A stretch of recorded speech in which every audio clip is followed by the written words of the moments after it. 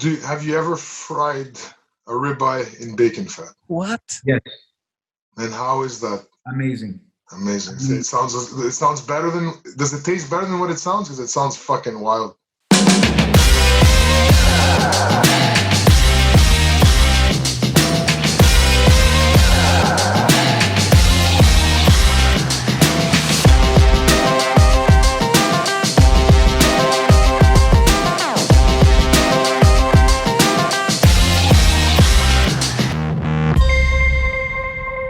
Hello, everyone, and welcome to another episode of Just Us Dads. Thank you so much for tuning in to another Dadversation. If this is your first time here, head on over to YouTube, like and subscribe. Also follow us on all the social media platforms. And you can check out the audio version of this podcast wherever you get your podcasts. Like always, we're here with George. Chris is here. We have a special guest today, Mr. Panos Palmos. How's it going, man? How's it going, guys? Are you okay? I'm awesome. I had to take a quick Instagram pic and post it on the story. So you're into that too much, you man. The stories and all that stuff. You know what? You're right. I am. Well, what's too much, man?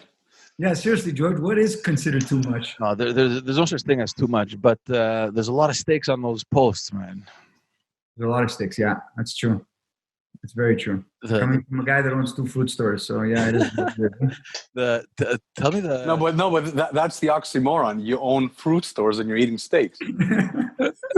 Well, listen, you got to do what you got to do, right? So, yeah, that's my new adventure. For those who don't know, Pano is the owner of 2 fruit stores up in Laval or the North Shore, I guess.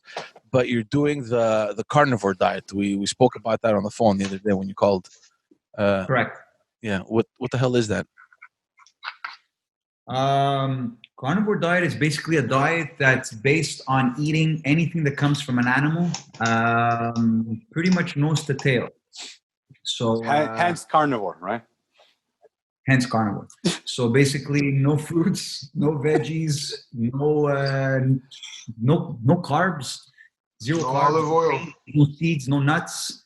Olive oil, I cheat a little bit with olive oil. I do use. When you're comparing a little bit of olive oil, a little bit of bacon fat, you know. Yeah, well, yeah. So there's a lot of bacon, eggs, but the foundation of the diet is really red meat. So a lot of red meat, ribeyes every day. That sounds so good. Yeah. How long have you been doing this? So the thing is that I didn't do this by choice. Well, you always have a choice to do things, but the reason why I did it is because about beginning of August, I had a very bad case of colitis flare-up. So I'm diagnosed with ulcerative colitis. It's been 13 years I have that. And for those who don't know what ulcerative colitis is, it's an inflammation. You have that? No, I don't know what it is. I have it too. What do you mean? I have ulcerative colitis too.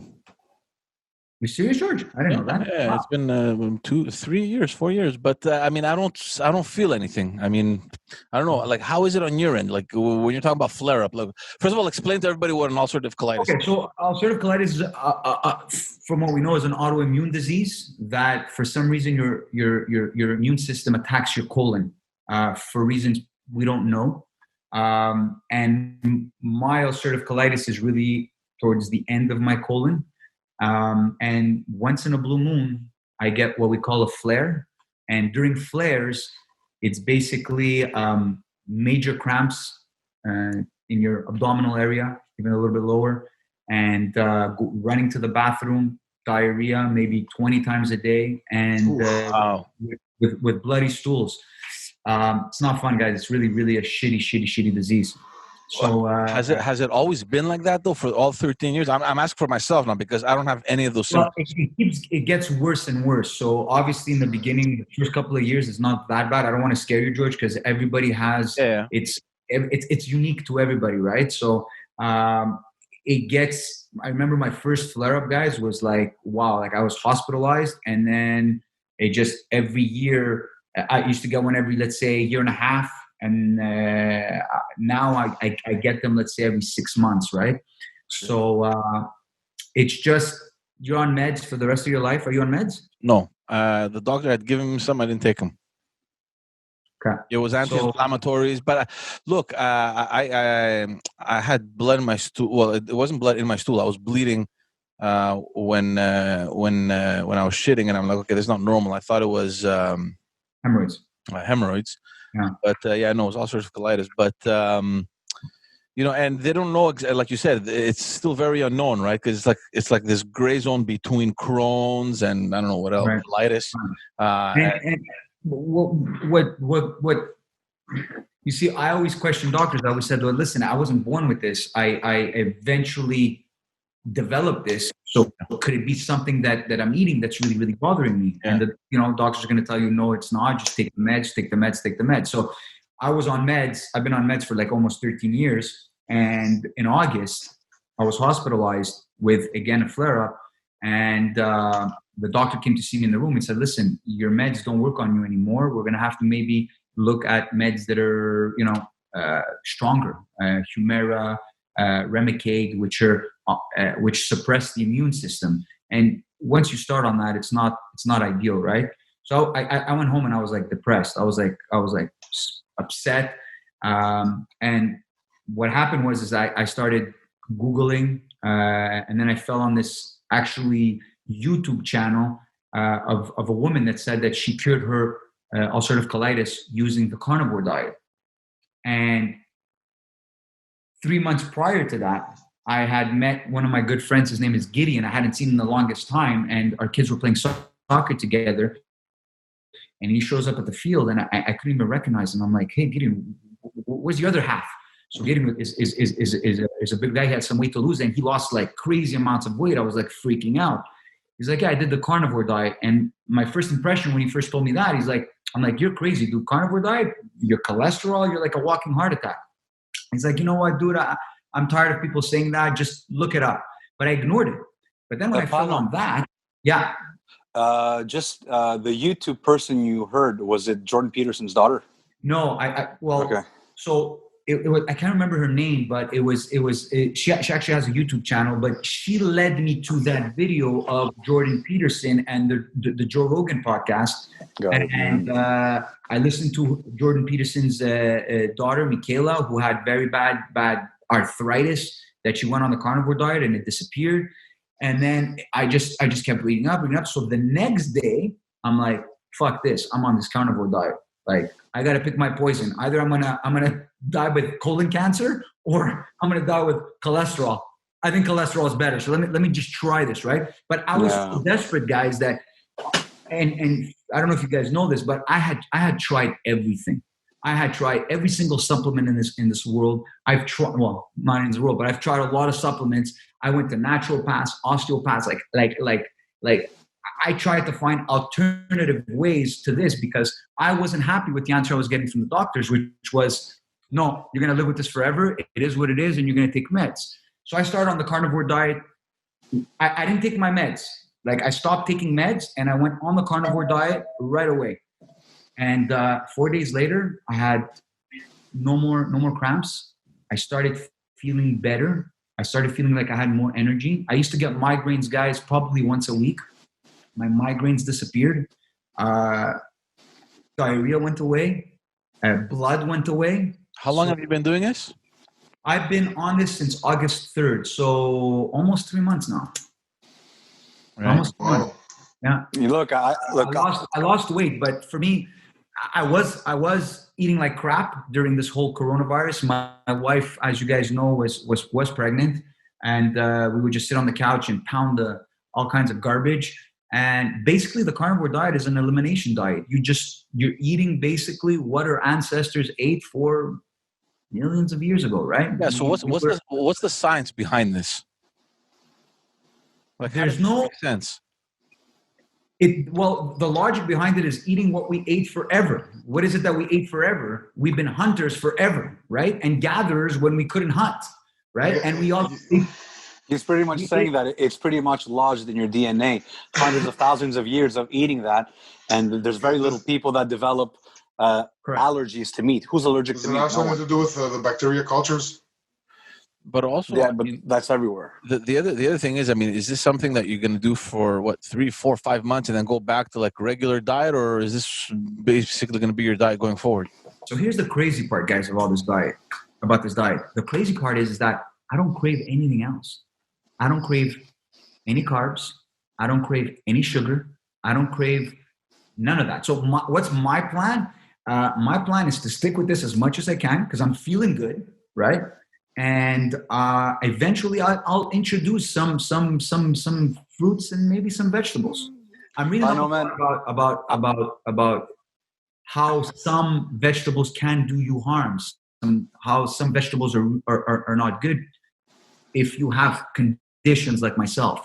So I'll try to obviously introduce stuff in my diet, but if I could, the longer I could stick with this, the better it is. So what is the diet? So what does the menu consist of? You wake up in the morning. I'm guessing you're probably gonna have eggs. I'm fast. So because meat is so satiating, like I could eat once a day. So food for me is like I could live without food and it's okay. Like if I'm hungry, I could tolerate it, right? Where before you were hungry, like, oh, if I don't eat, man, I'm gonna get a headache. So let me go eat something. And you're constantly eating, and you're obviously eating carbs and you're eating sugars and you have these insulin spikes. And now it's like there's no insulin spike. There's no like, oh, I'm hungry and I could wait if I'm hungry. So basically, I'll wake up in the morning. I'm not gonna eat. I'll eat nothing. And then around 1 o'clock, I'll eat meat. So depending on what meat I had the day before, and at night I usually have a ribeye, or I'll have eggs and bacon. A lot of eggs, a lot of bacon. Guys, I just want to jump in here and echo what he's saying because I've been trying it for a month and a half now, and it's the most amazing thing. Guys, I'm serious. I'm laughing because he just went to grab a glass of vodka.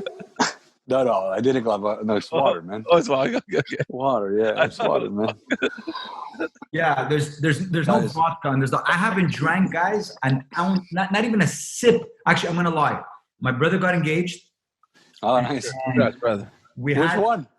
My brother Angelo got engaged. All right. He got engaged. He's engaged.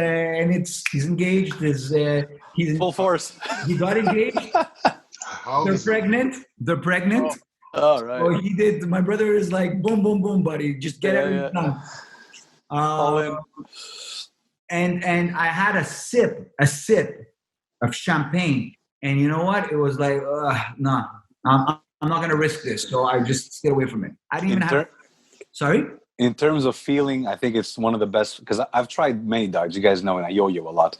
And from keto to paleo to like whatever's been out there, I've tried, except the vegan. I'm going to try that in November. But all of September, I did the carnivore diet, strict carnivore, just carnivore. And it's amazing. I feel good. I'm echoing everything you're saying because I agree with everything you're saying. And I started listening to guys like Sean Baker and Paul Saladino and Ken Berry, exactly, guys like that. And it's like there is a science. You asked about the science, George. There is science behind this.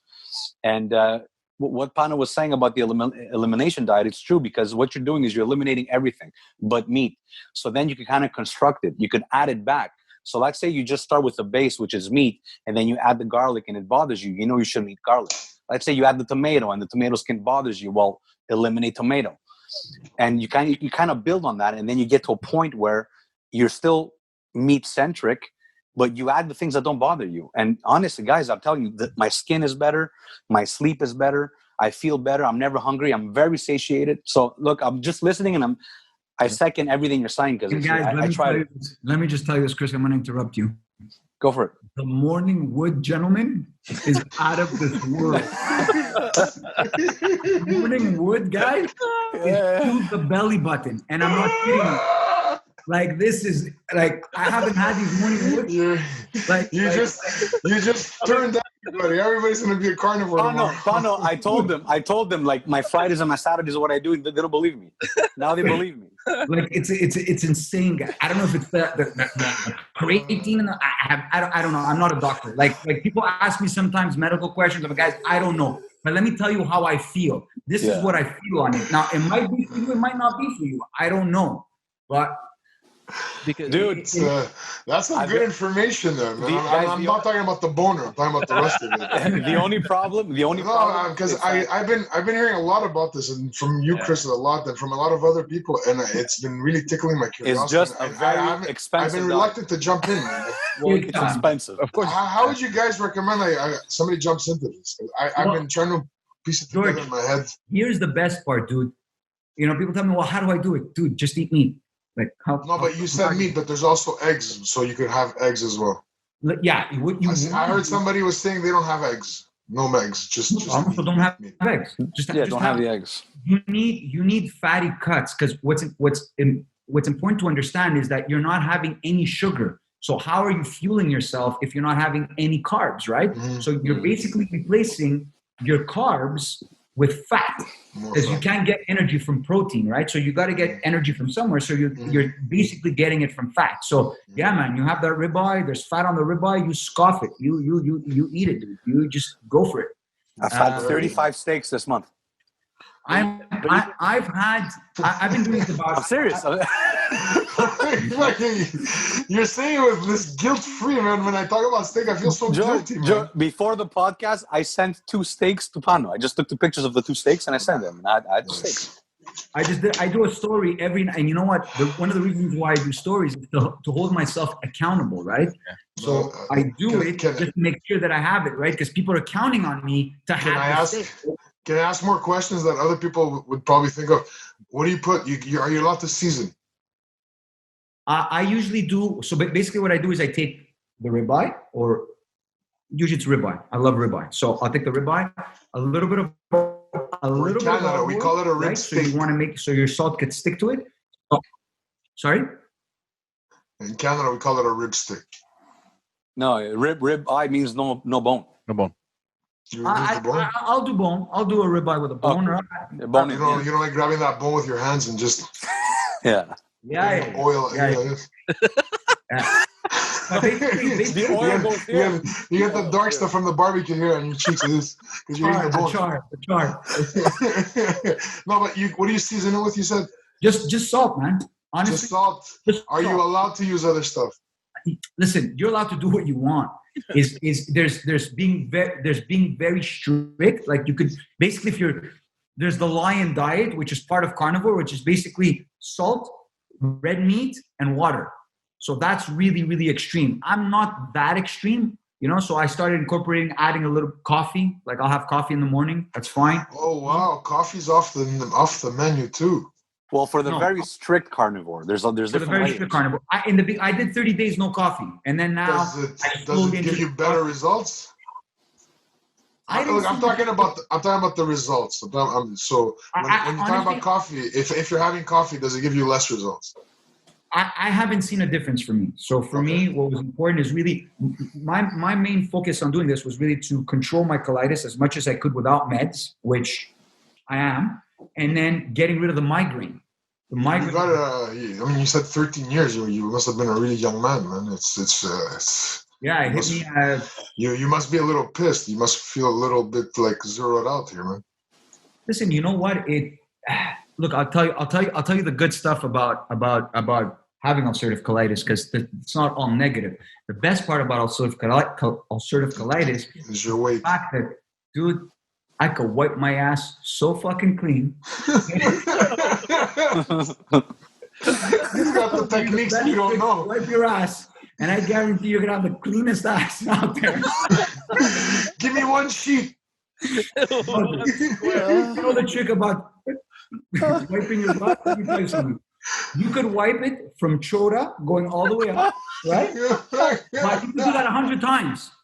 You got to do at least 1 or 2 from this way going forward. Very, very. Guys, we're back in scatology. We started back. We're back. Now, if you're not doing that, you're walking around with a dirty ass. I'm telling you right now. And you need to remain sitting, right? So that your ass cheeks will stay spread there. I'm telling you gotta listen. That's one of the benefits, and a lot of toilet time, right? That's what I was going to ask you, because my experience was explosive. I couldn't trust a fart for a week. That's for a whole week. Your body is adapting to fat, right? You're giving it so much fat that your body's like, okay. You know one thing and it's also the lack of fiber, right? The lack of fiber. There's no water absorption, so. But guys, sorry, George, to interrupt. What I tell people is, listen, guys, just do it. Just try it for 30 days, dude. You're not gonna die if you eat meat for 30 days. Anything you do for 30 days, you're not gonna die, right? So you're doing steaks. Like you can throw in chicken. I mean, as long as it's meat, right? So it can be chicken, it could be lamb, it could be whatever. Crocodile. Guys, one more thing I gotta say, because I was reluctant to try it for one reason, because I have gout, and for a month and a half, just eating meat every day, 3 times a day, sometimes twice, because I would fast too. I think the carnivore diet with fasting is a perfect blend, but not one gout attack, guys. Not even a little flare up, nothing. See, this is what's that's bizarre. But hold on, are you still taking the gout meds? No, not even. See, this is what troubles me, and I think we've had this conversation before, because when I was diagnosed with ulcerative colitis, the culprit, guys, is the sugar. The sugar's the bitch. The sugar, and you know what? Think about it. Look at from all the different diets, right? From like the most extreme carnivore to the most extreme vegan, right? They all agree that processed food and sugar is not good. So we know the culprit is that. We know, like everyone agrees. That's the commonality. That's the common ground where everyone says, yeah, guys, this is what we agree on. So the sugar is doing all the bad things. Now, if you eliminate that from the diet, your body's pretty adaptive. It's going to start doing different things. But honestly, guys, from my experience, it's a good feeling. What I noticed is me waking up perfect in the morning, man. Like perfect. I just wake up and I'm always satiated. You're right. When you eat a steak, man, that fills you up. You're good. Yeah. You're good till your next steak. Yeah. And you have like zero cravings for sugar, guys. And you know what? It's crazy. We villainize red meat, but then sugar is like cocaine, dude. Sugar is like you give sugar to anybody, like you're gonna crave it later, right? You get that insulin spike, that I'm good, and then you hit it down. Yeah. You're just constant. You're just no crashes, no ups and downs. That I saw is mental clarity, like no brain fog, zero. So it's like my energy level is the same. I don't know why, but now I wake up at 4:30 in the morning for some reason with my morning wood. So.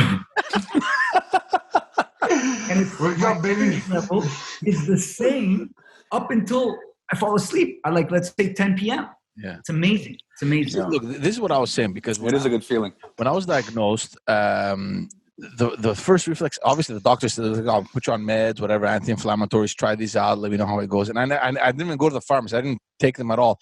And the reason why I didn't take them, and I think we had this conversation, was because a year or two before that, my brother was diagnosed with Crohn's.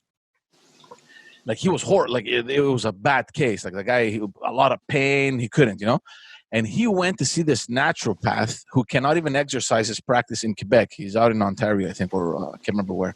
And he gave him like 5 bags full of all these, natural products or whatever.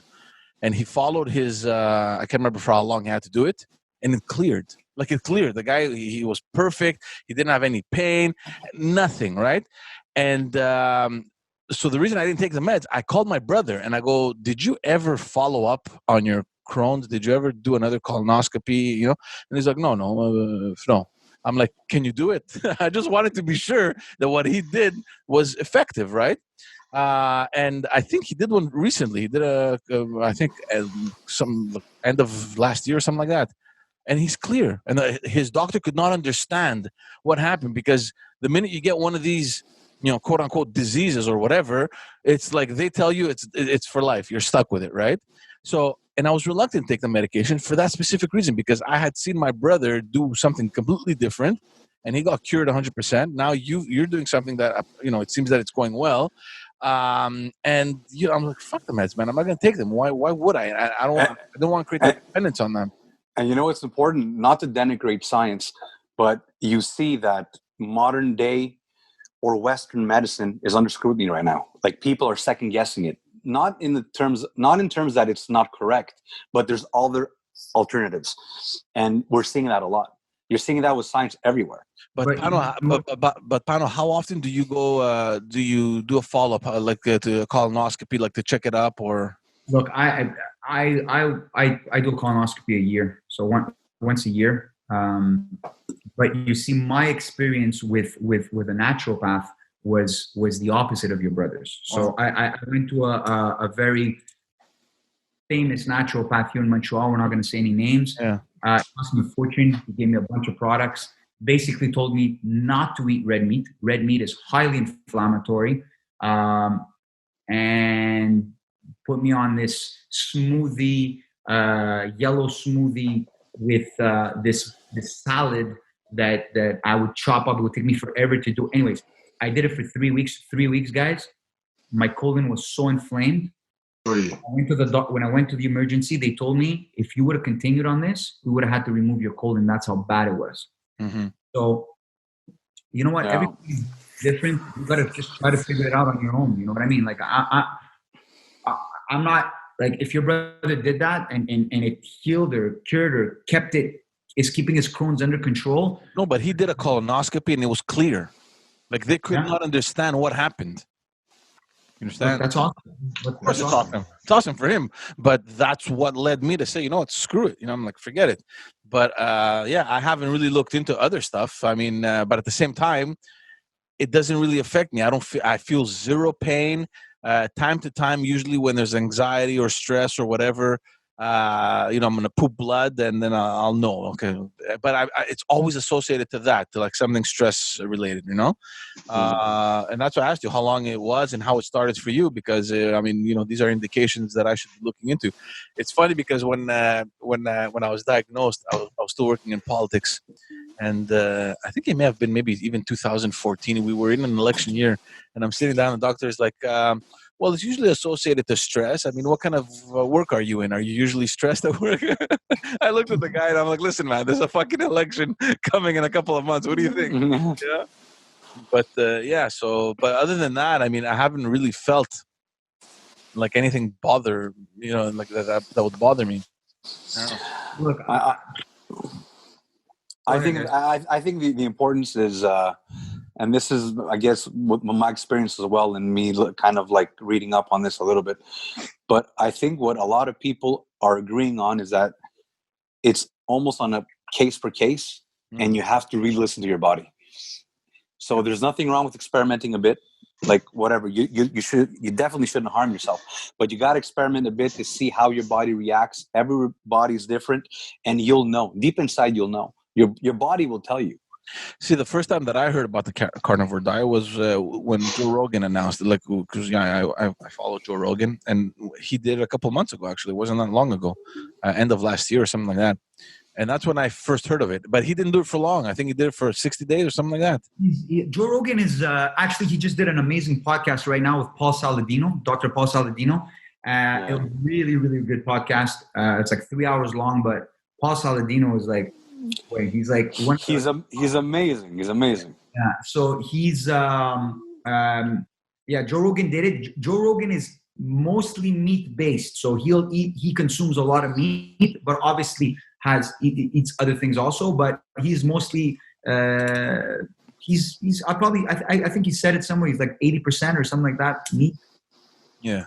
So, look, whatever works for you, dude. If it works, you can eat I'm not doing it by like choice. Like, I gotta figure this thing out, right? Because problem is, when meds don't start working and you start getting, meds that are you don't know what the side effects in the long run the meds are going to do. Exactly. Yeah. And this is the problem, because the only people that you can go back to are doctors, right? I mean, you're going to go have a checkup again with your doctor. you're probably going to be questioning, okay, what's going on? Are you taking your med? Like, this is the situation that is so uncomfortable because you have no choice. You got to go at some point, see a doctor, like either for a checkup or whatever. You know what I mean? What do you tell them? Fuck off. The shit you gave me doesn't work and I'm feeling much better with the meat, so figure it out. I mean, you know what I mean? Well, there's nothing wrong with sharing that information, man. I speak. Of course not. But if you go see a doctor and you tell them, yeah, I'm not so sure about, about your meds. I heard about, what's it called? Aloe water that soothes your, like I had tried that for a while. And he's like, nah, those things don't work. Well, yeah, because it doesn't make money out of that. Exactly. You know what I mean? There's such a side business to this. Well, does the doctor make money off of these things? I'm sure I don't know with medication, yeah, but if he tells you, look, like how much money are you saying that the doctors get a commission? I don't know how it works. But I'm sure. Guys, when they prescribe drugs, absolutely they do. Guys, what are you guys kidding me? Yeah. But here's the thing, guys. Let's just wait. You guys thought that doctors don't make money out of the drugs they prescribe? No, I'm just saying. Okay. Nobody's ever admitted it. I was suspecting it. But gentlemen, here's I consider it as an issue, a major issue. We are what we eat, right? We agree with that. Mm-hmm. Now, no doctor will ever tell you, oh, you have a migraine, don't eat celery, or don't eat. They don't know. They're not trained on that. Yeah. Basically, a doctor does very little on nutrition. Yeah. So they're not there to turn around and say, well, you know what? So what do they look at? They're going to look at epidemiology, right? Studies that sometimes they're not that great, those studies, right? And they're going to base themselves on that. But those studies not necessarily prove that. That's right. You're right, man. You hit it on the nail. Then epidemiological studies are just stats put together through the incidence of a disease put into a distribution for people to understand. That's all it is. And one more factor, I think, to that, Pano, is that there's also the lead by example factor. Like, very little doctors are going to tell you go on a carnivore diet because they don't do it themselves. It's like the doctors in the 70s who had a pack of cigarettes here, and they'll tell you, look, you got to quit smoking. And there's a pack of cigarettes there. So there's that factor as well. What are they going to tell you? Try this, try that. If they haven't experimented themselves, what are they going to tell you? And they look at biomarkers. Here are the biomarkers. Your HDL is this, your LDL is this, keep this. And that's why the food industry is just, they tell you need to eat everything just to make sure you get everything. They tell you need to eat everything just to make sure you get all the vitamins. But you don't have to eat everyday dairy. You don't need to eat everyday fruits. You know what I mean? It doesn't work. The body doesn't work daily. It works it's more macro. It could work in a week or a month or in a year. It doesn't really understand the days. It's calories in, calories out. But what I'm saying is that there's a lot of this stuff now. So yes, the carnivore diet is controversial, but now you have doctors with different opinions. Yeah. Right? So that's all it is. Have you had a blood test since you've been doing it, Chris? No. Yeah, I did. And did you get results? I got my results. Everything is great. My cholesterol is a little bit high. And I had the same issue with keto. Obviously, I'm eating meat, so there's more cholesterol in the blood. Perfect. Your uric acid is balanced. Yeah. After all that meat. But the cholesterol is up. And there's even people that correlate. Well, I don't want to get into this whole thing, but I looked into it. I researched it. And cholesterol does not exist on its own, meaning you cannot just take it out of context and just analyze the numbers, the biomarkers. You have to really understand what's going on in the body. Yeah, it's something associated to healing and stuff, right? There's a lot, exactly, and there's a lot of things. And if you're healing from something, your cholesterol levels are going to rise, and you should then. Well, and it depends. It depends. So yeah, if you have cholesterol and high blood sugar and triglycerides and all that, then you're a walking time bomb. But if your HDL is high, it's not the end of the world. It's manageable. Your LDL, sorry, yeah, your HDL is a good cholesterol. Yeah. I don't know. Have you had the blood work? No, my wife, guys, is like on my back for this. She's like freaking out. But even her, she thought I was crazy. And now all of a sudden she's looking at this diet. She's like, what is he doing? Like, what do you, I also lost 22 pounds. So. In how long? In a month and a half. Just eating meat, huh? But you're also exercising, right? I just started exercising now, like hardcore, whatever I could do here in my thing. But I exercise every day now. Before I didn't have the energy to exercise, but yeah, every day. No, it's look, I highly recommend it. And I just tell people, just try it, man. Just do it for 30 days. You have absolutely nothing to lose. Zero. Be careful with the farts, but other than that, man, just go. You know what? I'm telling you. Dude, I don't, right now, like, I passed that whole diarrhea with the whole adaptation, which in my case, I wasn't sure if it was colitis diarrhea or if it was carnivore diarrhea, right? I didn't know. So, yeah, I went through it. The first week was nasty, but it's been a month that I haven't farted. I don't fart anymore. There's no farting. Yeah, guys, I don't fart and I don't burp. I'm serious, man. Yeah. Same here. That's such a weird thing to talk about. I don't fart. I know, and it comes, and you know what? One more thing. It's no longer a problem. It used to be a problem, but it no longer is a problem. You guys know, like, I love food, like, right? I love food, and you know what happened after a month and a half of carnivore diet? Whenever I see like an ice cream or a brownie, something very, very sweet, it turns me off. Yeah. Hey. It turns me off. It's like a smoker who quits smoking and then smells it. Yeah, it's like, it's too much sugar. It doesn't feel good. It doesn't feel right. Yeah. It doesn't make me salivate anymore like it used to. Anyway, but look, guys, next month I'm trying the vegan one, so I'll see. Because I just want to know how to talk about it.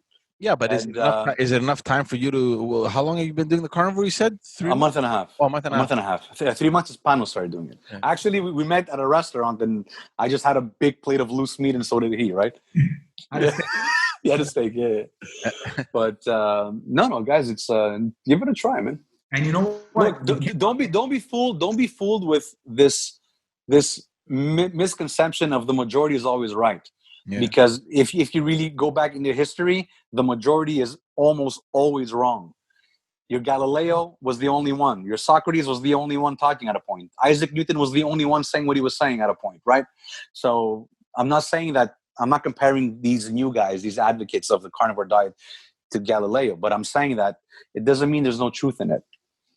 Yeah, I agree. You know? And maybe it's something you could do in like waves. You do it for a few months a year, then you stop for a few months, then go back on it. You could cycle it. Yeah, cycle it. I guess it affects everybody differently. Well, yeah, exactly. It depends, because I mean, if you have a condition like you guys are selling me. I've been on the fence for a while now. Look, try it, man. If you like steaks, I'm sure you like meat. Oh, man. I love steak. Steaks right here, man. Right here. It's just you gotta put a budget aside. Bro, you just go to the store and it's on special and you load up. You could also have ground meat. Like, you don't have to have steaks every day. Like, you could go grab ground meat and just eat ground meat. You could do that. Just stack 6 hamburgers on top of you. Just the meat. And if cheese doesn't bother you, you could have cheese too. Yeah. It's in. You can have cheese with the carnivore diet. Well, anything that comes from an animal. It does. So as long as I'm sensitive to cheese. Cheese bothers me, and I feel it as soon as I have cheese. The next day, shouldn't have had cheese. Yeah. Now you're going into paleo, George. When you're adding all that stuff, you're into the paleo stuff. But I think actually paleo doesn't have dairy, I think. No, I'm wrong. Paleo doesn't have dairy. Keto has dairy. Paleo is just meat and certain grains, I think. Yeah. Anyways, it's everything natural as is. With nuts and stuff. Well, the basic tenet is that you're eating what your evolution pretty much dictates, right? We got a big brain because of eating a lot of fat, and we developed a big brain because of eating animal and hunting animal. So that's hundreds of thousands of years of that. So we've adapted to that. But I don't know, man. Wasn't there like some green in those diets? I mean, a lot of. Well, that came thousands of years later, right? But that's why the vegans are saying that. Yeah, look, the carnivore is too far away. Look, the vegan is closer. Farming's been 10,000 years. Well, and the industrial age is what everyone agrees that is not good because of the processed stuff. Yeah. So even though they're polarized diets, guys, they both make sense. Prior to farming, it was all meat. And guys, all meat. Yeah. I think it's a killer, and it was due to, obviously, in times of war, First World War, Second World War, is soy and corn. Soy and corn, guys, it shouldn't. if you ask me, shouldn't be in our diets at all. Yeah. Right? Why not? So if corn is all sugar. You know when you eat corn and you take a shit, what do you see in your bowl? Corn, because your body has nothing to do with it. Exactly. Comes out whole, yeah. It comes out the way it went in. Doesn't look any different. And that's the reason why on the carnivore diet you're not having these massive shits. And the reason why is because your body is absorbing the majority of it. It's enjoying what you're putting in. So red meat is extremely nutritious, right? So your body's holding on to as much, to almost all of it. Did your doctor say anything about your iron?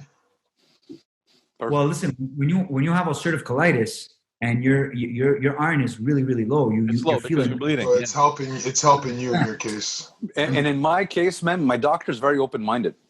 Like we sit there and we talk, and you want to try this. He told me about fasting. Would you try that? Try the keto. He's the kind of guy who's very in tune with his listen to your body as well. Yeah. Like he got me into that kind of thinking as well. It's not like here, take this, take that, take this. You need this. No. It's like, look, would you be comfortable taking this? Do you want to give it another try? You want to experiment? And you know what? That's awesome, man. You know what? My doctor's the opposite. My doctor, when I asked him about fasting, he's like, that's bullshit. Don't do that. But let me ask you, is your doctor in shape? Not now. I mean, he's older. Not now. He's older. I mean, it's not like my family doctor isn't the 30-year-old guy. You know what I mean? Guys, He's probably in his 60s, 70s. I had a conversation with a cardiologist, and I told him what I was doing. And he told me, you're absolutely insane. He goes, you shouldn't do that. The guy was like 280 pounds. He's talking to me. He's like sweating, and he's a cardiologist, and he's giving me advice on my diet. And I told him, I told him, I said, listen, I understand, maybe you're right, but also you being overweight is also not good for your heart. So like, no, but you said it, Pano. Guys, we conflate physician with nutritionist. Just because somebody's a doctor, man, they do. I think they do one course on nutrition. I think so. They finish, they do their residency, and then they start working, and they read papers, right, that they need to read. They don't read on nutrition. And whatever they do is, whatever they read, they'll read like every other normal person. I'm not saying that they don't know what they're talking about. I'm just saying that don't think that they're experts in the field of nutrition. There's people that just study nutrition all day. That's all they do. And there's obviously different points of views. So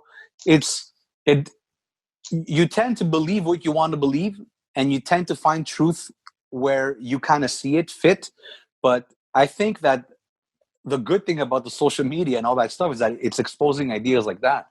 And we're realizing that a lot of people are right about certain things.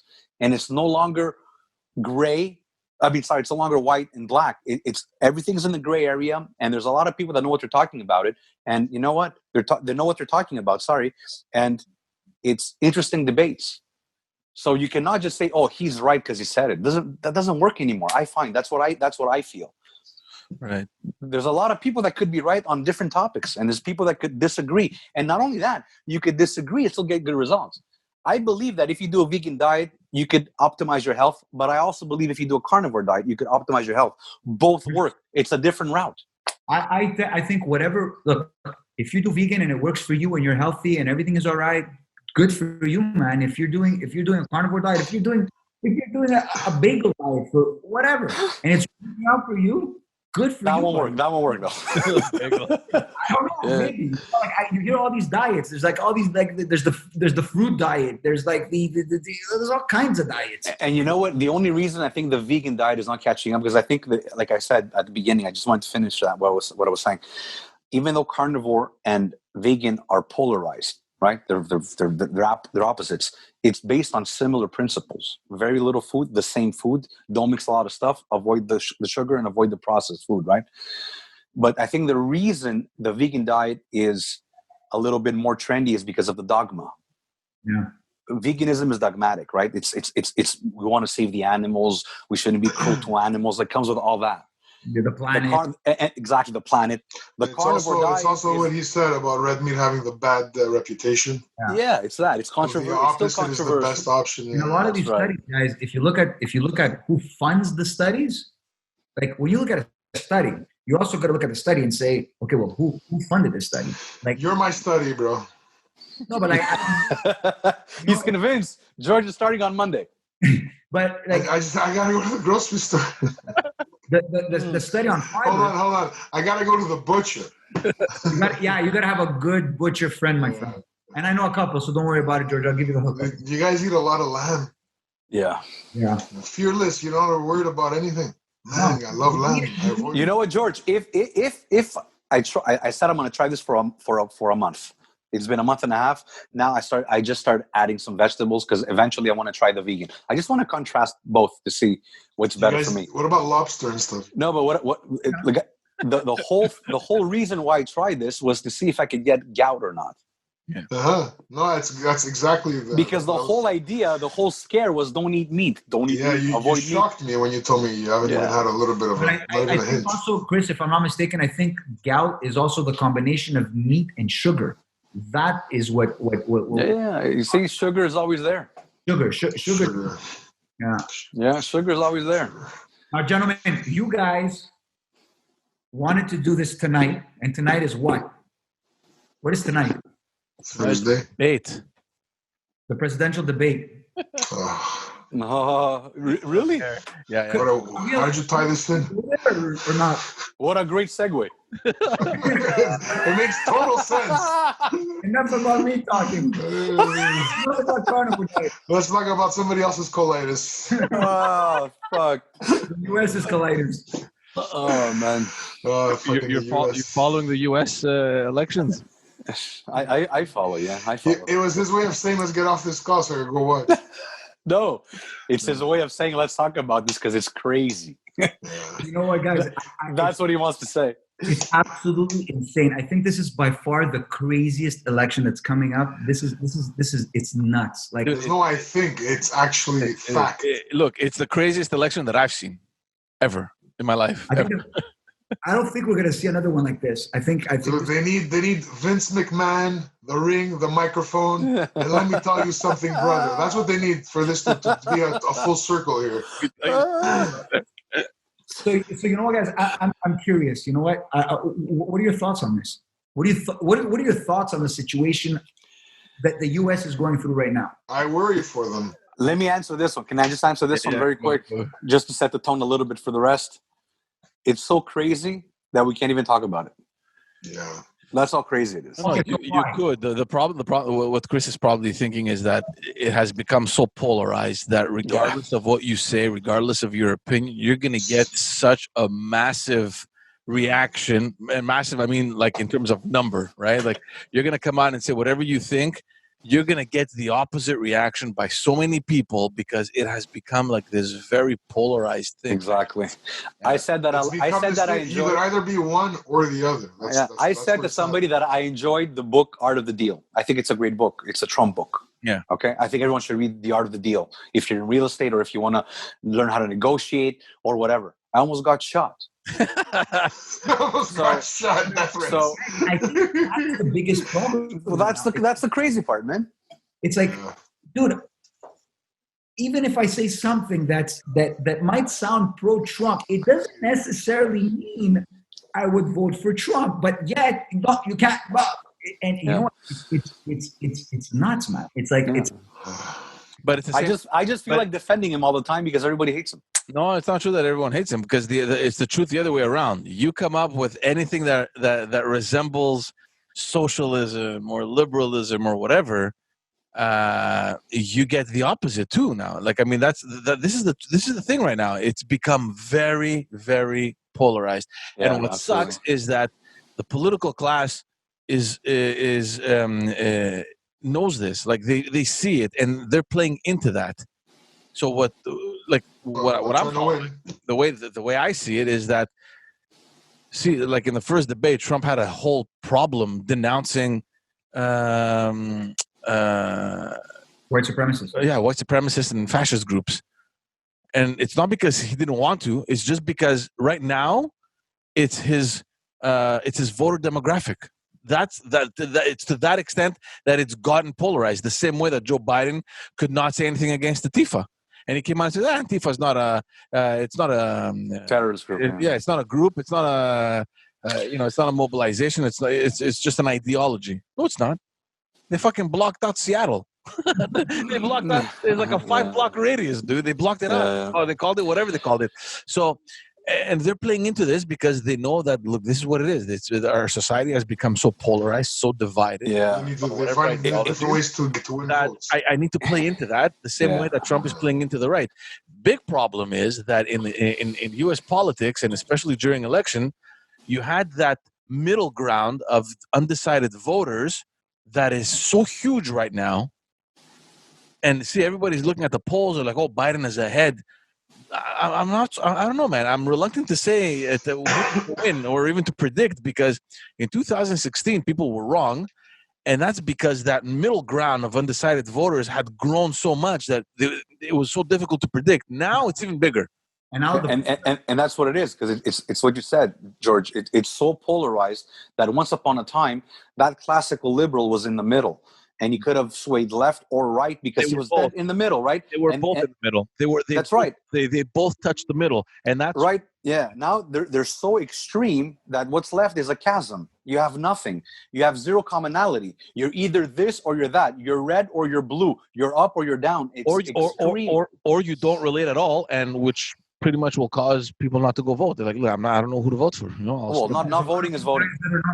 I'm sorry to interrupt you, because there's a lot of people that are not saying what they're voting because they're even scared they're going to lose their job. Yeah, absolutely. So that's why it's crazy. Look, from the advanced voting now, it seems as though the participation rate is really high. So a lot of analysts, they're thinking that, when those rates go up, it usually means that there's a change coming. But I don't know. But honestly, in 2016, I was shocked because the gap was huge between Hillary Clinton and Trump. I mean, they had her almost. It was a done deal. Guys, I called it. I called it Trump. No, but I'm saying if you looked specifically in the polling, there was a huge gap. Because people who were going to vote for him weren't admitting it.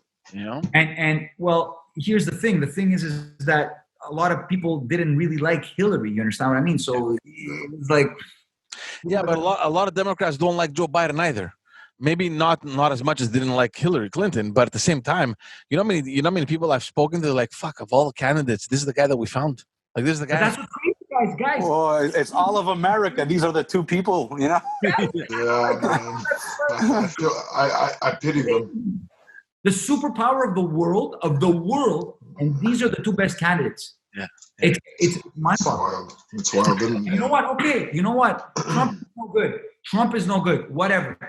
But Biden, a leader, he's got leader characteristics in him. Let's just look at that. Forget policy 2 seconds. I'm just talking about the person who's going to run the world superpower.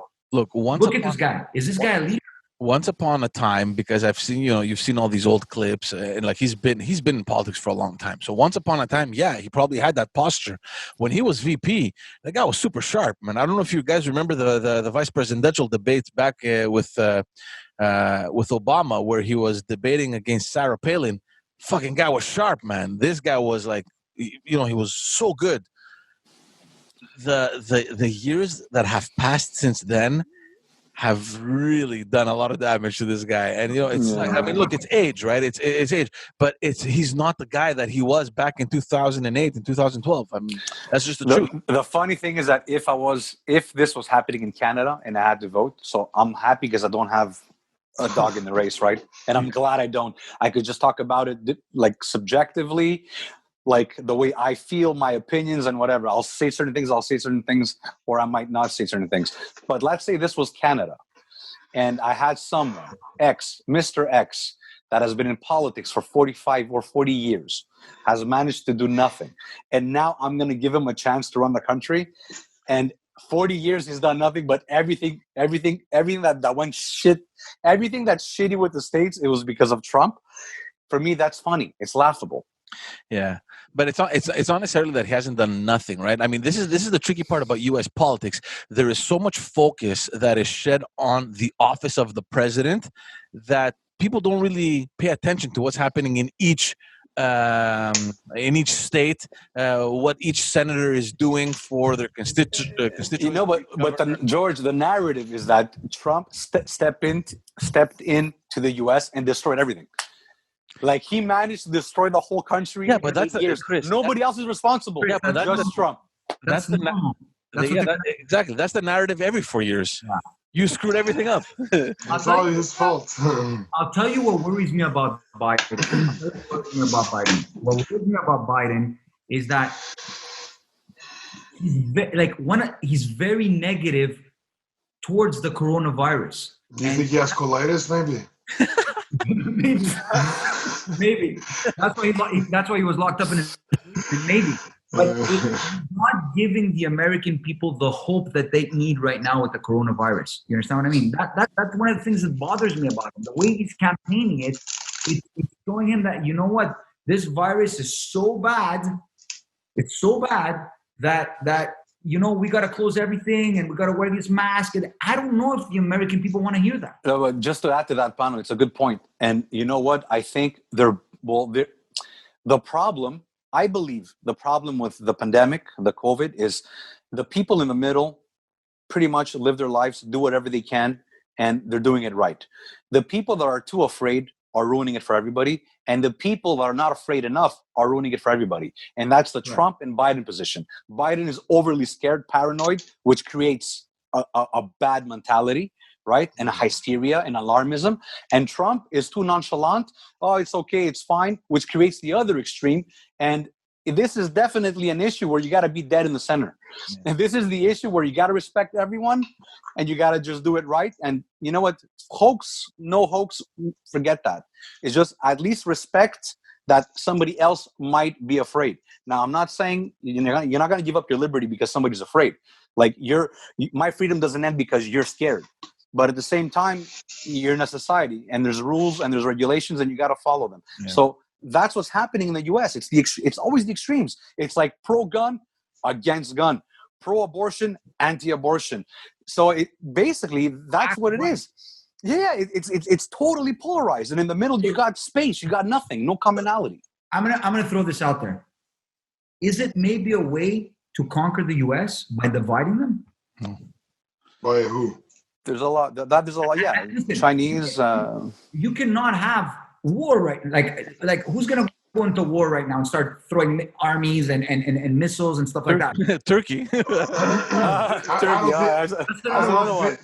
I don't even think you could fucking blame the American divide on a foreign power, man. No, first of all, one thing to recognize is that the American people are very patriotic.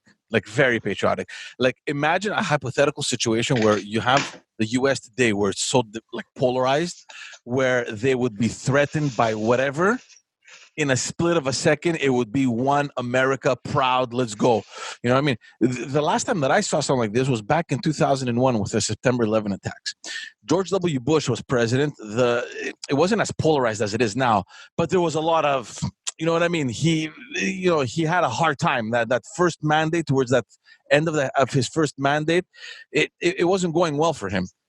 The Twin Towers, like the terrorist attacks happened in New York, and suddenly, man, the American people all came together. Like Bush was hailed a hero. Like this is what they are. They're a very patriotic people. I don't think that this is a means for someone else to kind of, I don't know, conquer the U.S. I think, Pano, if you just allow me, I think what Pano was trying to say is that, I'll say it in different words. I believe that, I think what Pano was trying to say is that capitalism is under attack, and there's a lot of social influence. And there's China, there's the movement, there's a Marxist movement, neo-Marxist movement. There's a lot of talk about universal healthcare. There's a lot of talk about universal currencies.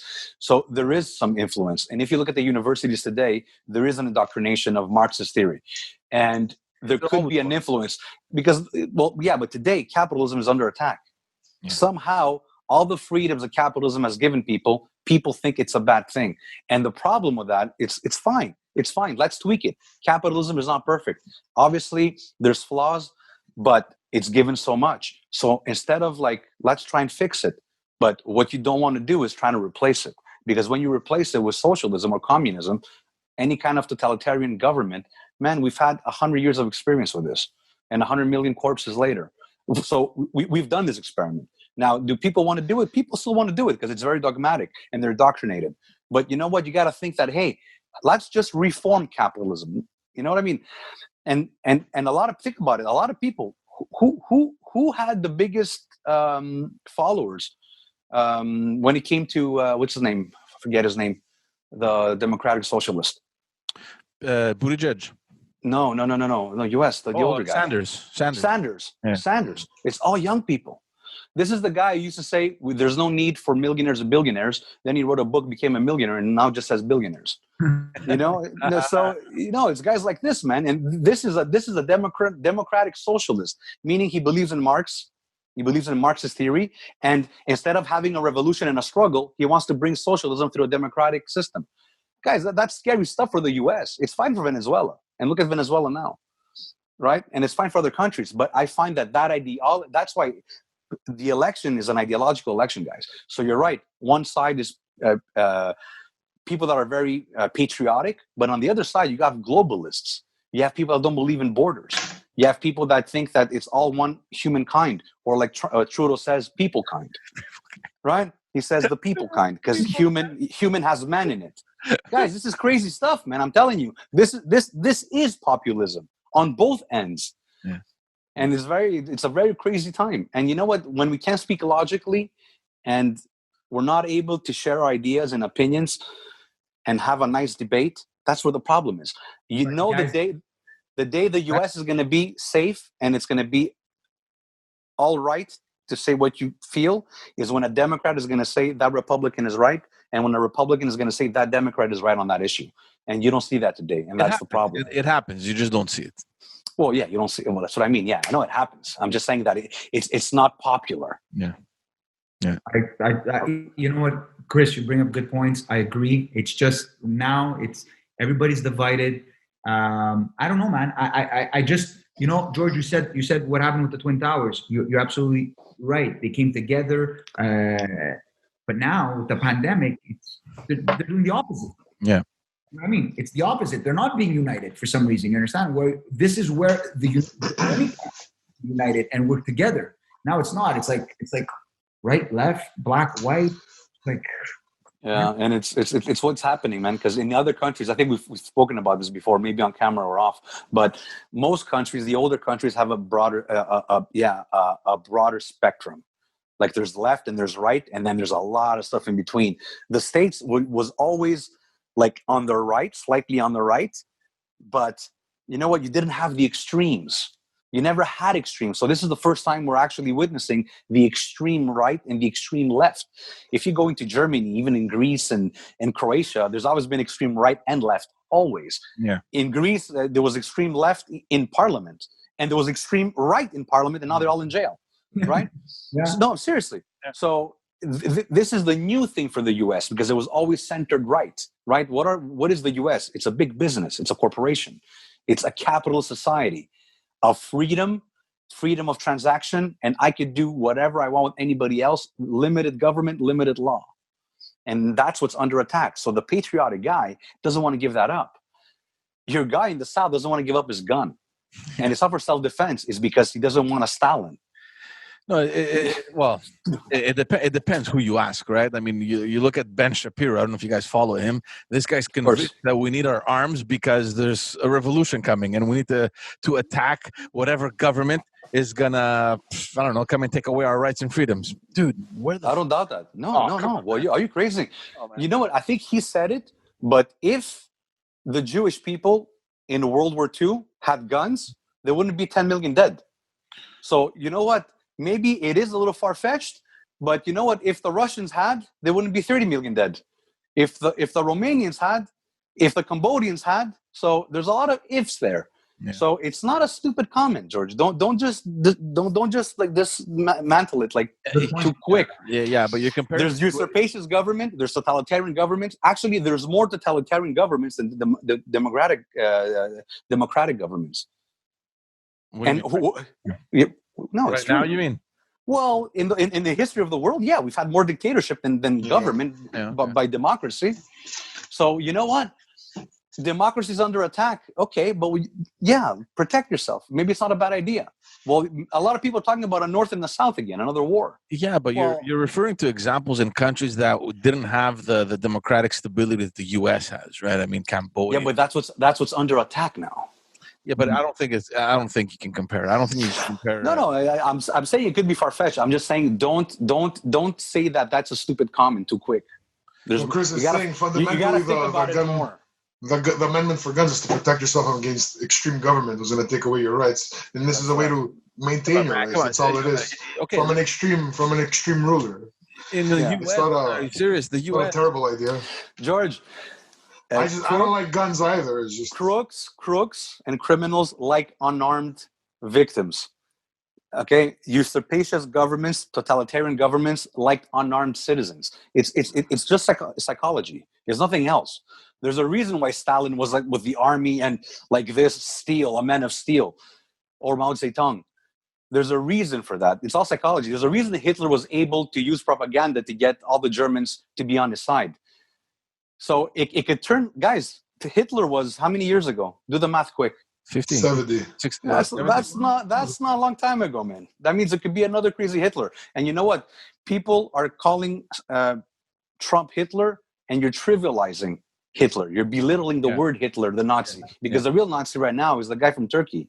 That's the real Nazi right now, and no one's talking about that. No, that I agree. I agree with that. I mean, it's you can't call Trump fucking Hitler. Come on, man. You can call him anything else you want. Any other word on the planet, but Nazi. Really, this is. You think this is what Hitler did? Hitler did exactly what Erdogan is doing today. Yeah. That's how he started, but no one talks about it. I have a question. Would your feeling towards Trump be the same if Trump was more polished when he speaks? If he was a real politician? Yeah, if he was more of a politician. If he had a filter? Well, and he stopped using Twitter? No, but the answer to that, Pano, is would we be in this situation if that were the case, right? I mean, if he was a more polished, more well-versed politician, you know, your typical image of a politician, you know, would we be in this situation now or not? Would it be under control? I mean, when you're coming out and you're telling, all right, Proud Boys, just stand back and stand by, you know what I mean? We wouldn't have been in this situation because you're giving these guys a good reason to say, fuck, yeah, if the president is telling us, all right, stand by, boys, you know, it's our turn coming up soon. Yeah, I agree with that. I agree with that he adds fuel to the fire. And because he's not polished, there's issues. Now, that doesn't mean that because he's not polished, his policy is not good. Because if you look well and you read well, you'll find some policy that kind of makes sense. But that's what it is, man. Why can't we just accept that he's half good and half bad and deal with the half bad and praise the half good? And why can't we accept that Biden's the same way? And I think the half bad, how worse could it get? Like, I mean, the half bad, the way he speaks, the way he tweets, that damage has been done. I don't think there's any more damage that can. No, you never know. Pano, you never know. People have difficulty having the guy on top. That's like something that they could fucking just bitch about or laugh at so much. Well, look, I was reading. This is long. When he was running the first time, I thought it was just a big gimmick. I thought it was just a big joke. Yeah, everybody did, but he won. Yeah, of course. But that's what it is. It's entertainment. And I was reading. This was a while ago. This was last year. And I was reading a paper. I can't remember who it was. And they were looking at the presidency.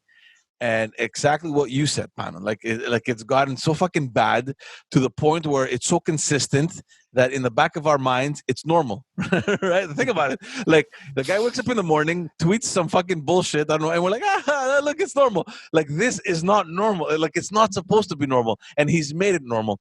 And that article was very interesting because it was reflecting on all these things that are happening, and the argument was that look how low we've reduced the office of the president of the United States, right? Where in the past you used to talk about that and you're like, it's the most powerful position on the planet, the most prestigious thing that you can have access to.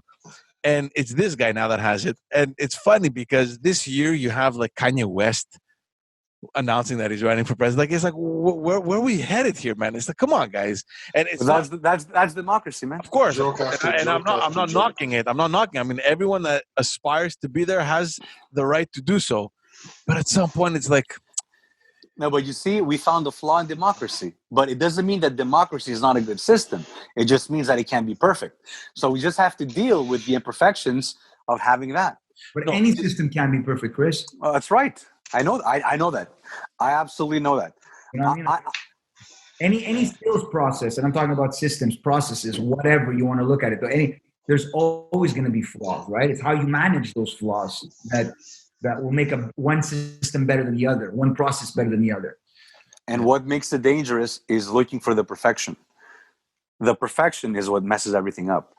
The whole, if you in your mind you see the perfect society, you're going to ruin it, because that cannot happen. If you're looking for the perfect body, you're going to do the wrong things. Whether it's steroids, if you're looking for the perfect face, you're going to have surgery. You're going to disfigure your face.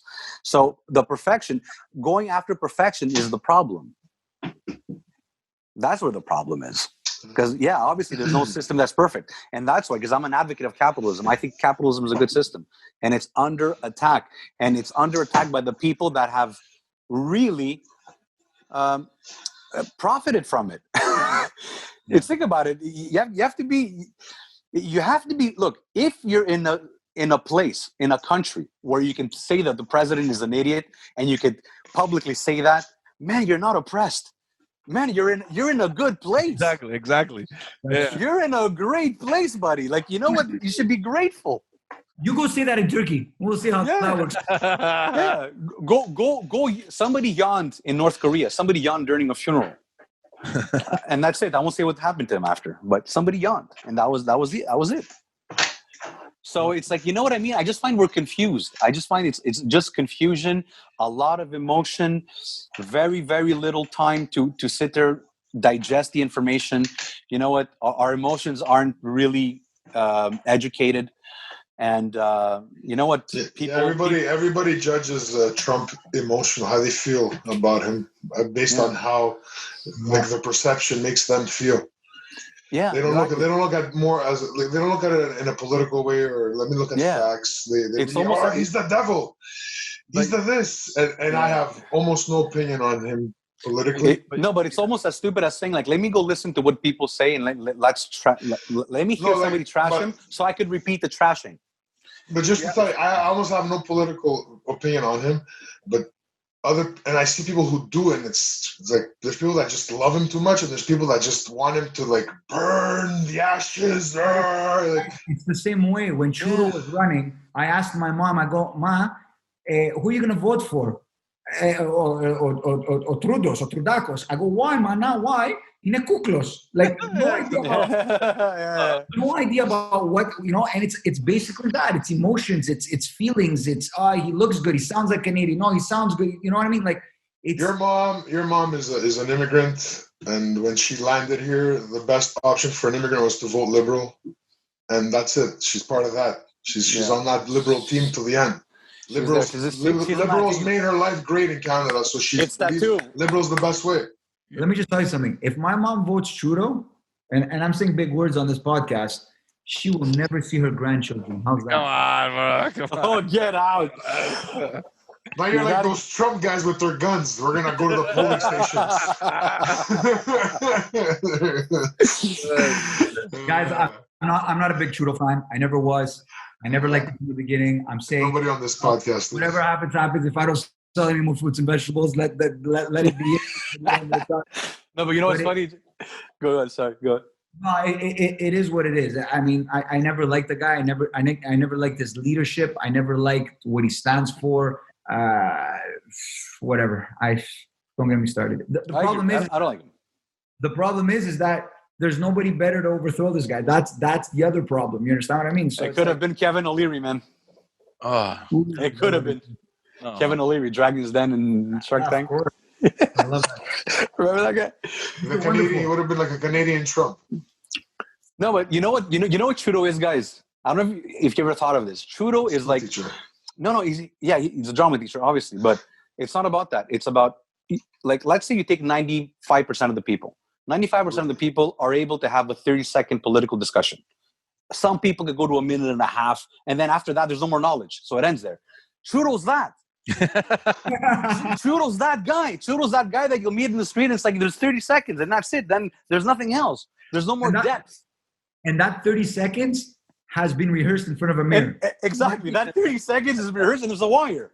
And then he still fucks up. He watches the recording backward. Did I send you the thing with the plastic bottle? It was amazing.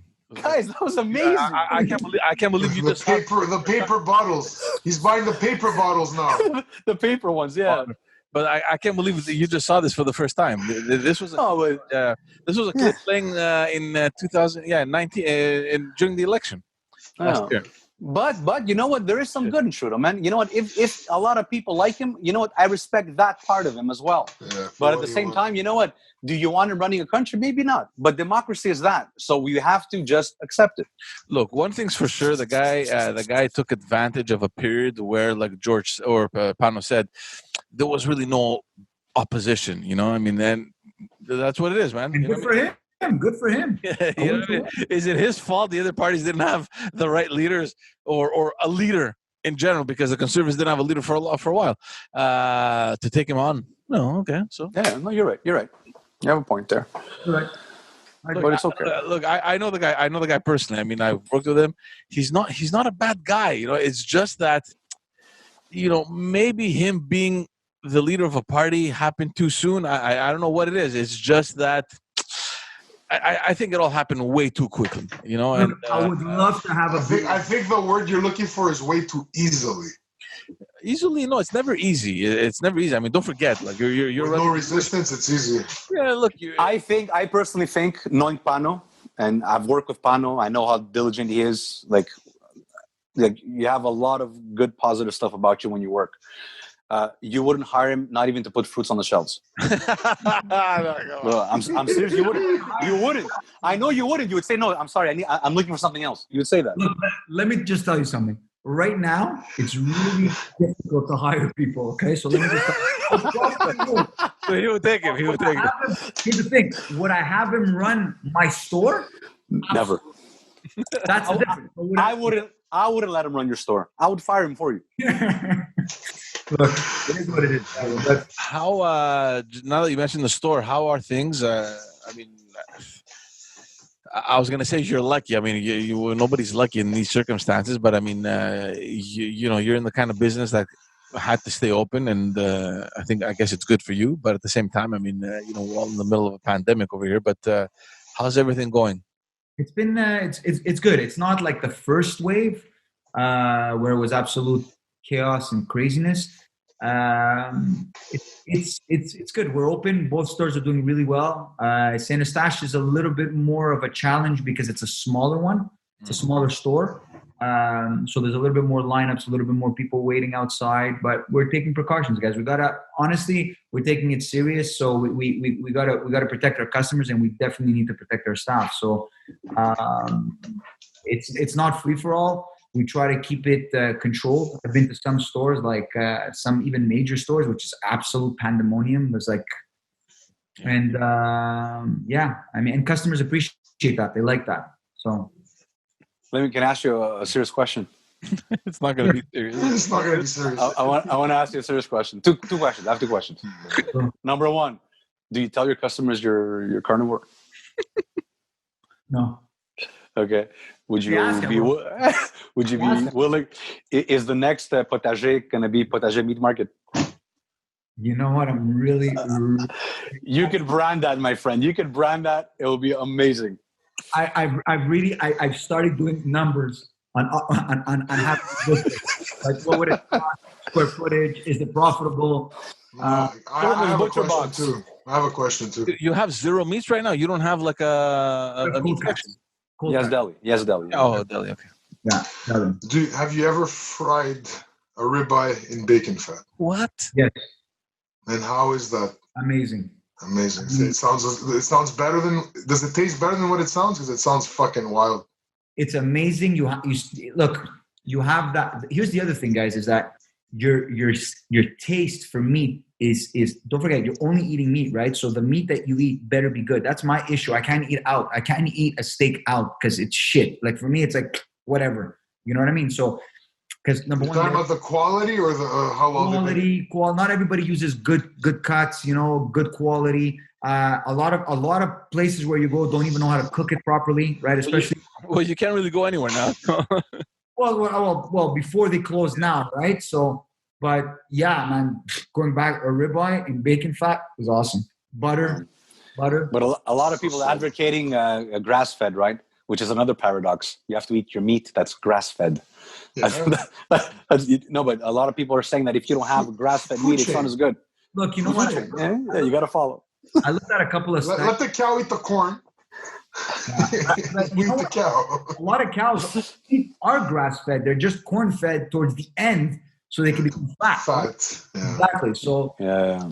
the thing is that how is the cow going to digest that corn that's fed to them, which cows have They're not designed to eat corn.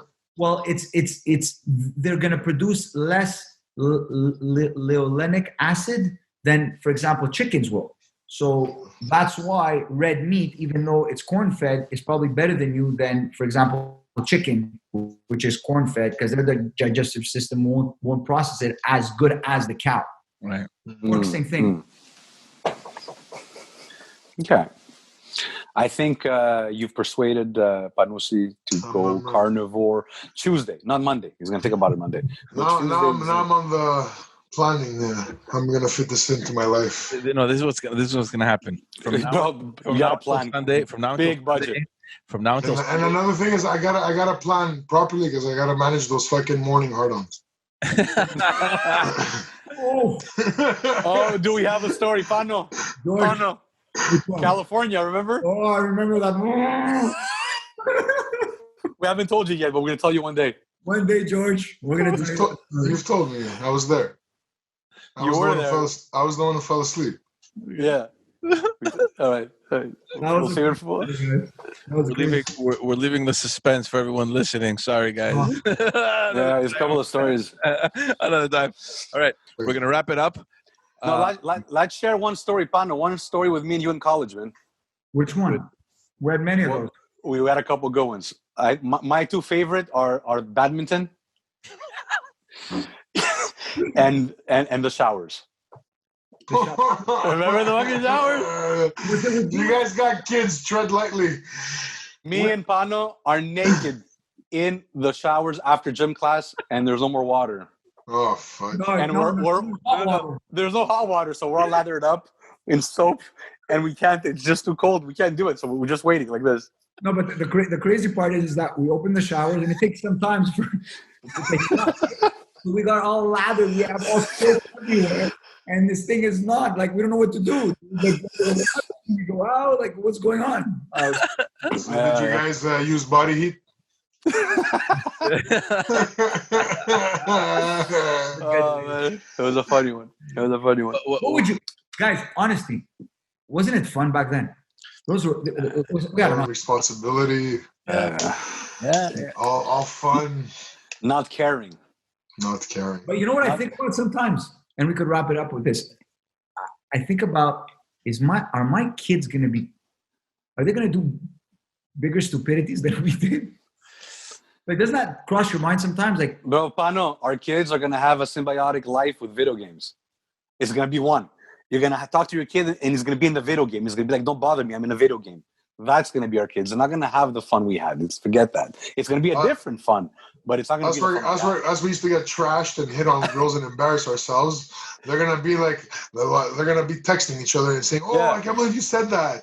Yeah, and I'm with nothing surrounding them. Just, it's in there. It's crazy, right? Isn't it crazy? Yeah. If you, like Chris said, if you think of like fun-wise, yeah, they're going to be thinking, oh, man, this is the best. It's the time of our lives.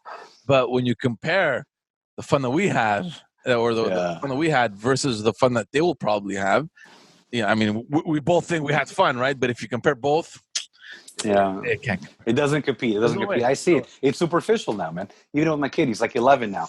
It's like it's a little superficial. Or maybe, you know what? Maybe it's not superficial because it's a reality, but I don't digest it properly. Like, I don't like it. I think it's superficial. I think it's not at the right level. I agree. My son just started now. He's into video games. And how old is your son now? My son George is 8. And dude, the TV is the YouTubes he watches to fucking play the game. Yeah. He watches other people fucking playing in order to play the game.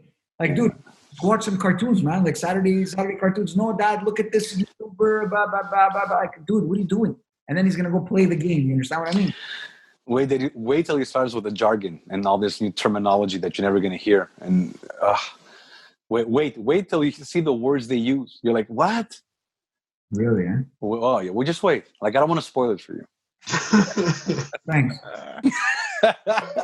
I don't want to spoil it for you, but it's a different reality. Let me ask you something, man. What would happen if tonight, right before you go to bed, you grab the video game and you just fucking hide it somewhere? Just disappear. Make it disappear. Just fucking launch it. Just boom. Just throw it, dude. Whatever. You know what? Are you talking to me or Pano? Yeah, both of you. I don't know. What would your kids do? Would they go stupid? Would they... I don't let him play Monday to Friday. Limited time on Saturday, and if he puts all his hours in Saturday, nothing on Sunday. But I need more discipline in order to discipline him, right? Because I tend to forget. Sometimes I'm like, I just give in. I just let him do what he has to do. But you know what, man? I almost feel like you're causing him a disservice if you just don't let him do it at all. Why? Because it's like picking the lesser evil.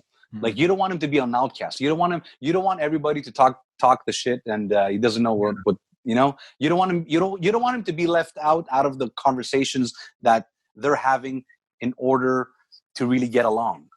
So you don't want him to be the guy that just knows nothing. You want him to know enough to integrate himself in that social circle, but you don't want him to do too much that he's like an idiot, he's like a plant. Because guys, I'm telling you, after 6 hours of video games, your brain is a plant. You can't absorb things. You drop water. You hit walls. You fall. Your brain is just done. It had too much stimuli. Yeah. Look, I remember doing all those hours too, man. But the video games were different back then, man. It's not what they are now. Like, there wasn't. They're amazing, dude. They're fucking amazing. It's amazing. It's life. Like, I wish we had video games. I would never leave home. You know what I mean? Like, they're phenomenal. Yeah. Well, your life is the video game, and then the pause is real life. But like you, Pano, now, I mean, the older one is starting, and you have a younger one. So, like, how does that work? Because you're like, okay, you're thinking, okay, the old one is at an age where, okay, I'll let him play, but at the same time, you're opening that door to the little one that you hadn't opened. Eh? The little one plays. The little one's there playing with him. They play together. But what I'm saying is that your older one, when he was the age of the younger one, probably wasn't playing video games, right? No. That's how it works. The second one gets exposed because you're introducing it to the older one. Yeah. My daughter sits there and watches the boys play. You know what I mean? And then she does her thing. So she's not really into it. Yeah. You know? Delicate balance, huh? No. But trial and error. No, but you know what, guys? Honestly, this is better than video games, man. Like, For who? For you know what? Playing with a doll, learning how to take care of a doll, there's something different. Yeah. This is better. It's better. I never played with dolls. I don't know what you're talking about. What are you talking about? You never played, but you never had an action figure. You never had a Barbie. I never had a Barbie. You never owned a Barbie. Why would I want a Barbie? I'm just fucking with you, man. I'm trying to make it sound serious. You know, you had G.I. Joes, bro. You had you had action figures. Action figure. I was not into that. I was not into action figures. What did you do? You had a suit and a briefcase? I remember. What is that, bro? What are you talking about? What did you have? Honestly, you know what I was really into? Hockey cards. Yeah, those aren't toys. Yeah, but that's another waste of time and money. Yeah, I have boxes of them. I don't remember like a specific toy that I had that I loved that I went crazy for. Honest to God, I wasn't like cars, little cars. Little cars, yeah. Little cars I played, yeah. And I traded little cars, and that probably is me becoming a salesperson. That's probably where it stems from. Yeah. Let's say. Yeah, because hockey cards, yeah, I think we were all in hockey cards, but that came later. Like we were 10, 11, whatever, 8, 9. But the art of negotiation for me came at that age when I would trade, right? Cards. Give me this one for this one. And a lot of times I would fucking win on the fucking trade. You understand what I mean? I never traded because I sucked at it. I didn't want to get involved. I didn't want to lose my cards. I would never got involved. I wouldn't trade. I would steal. Give me your card.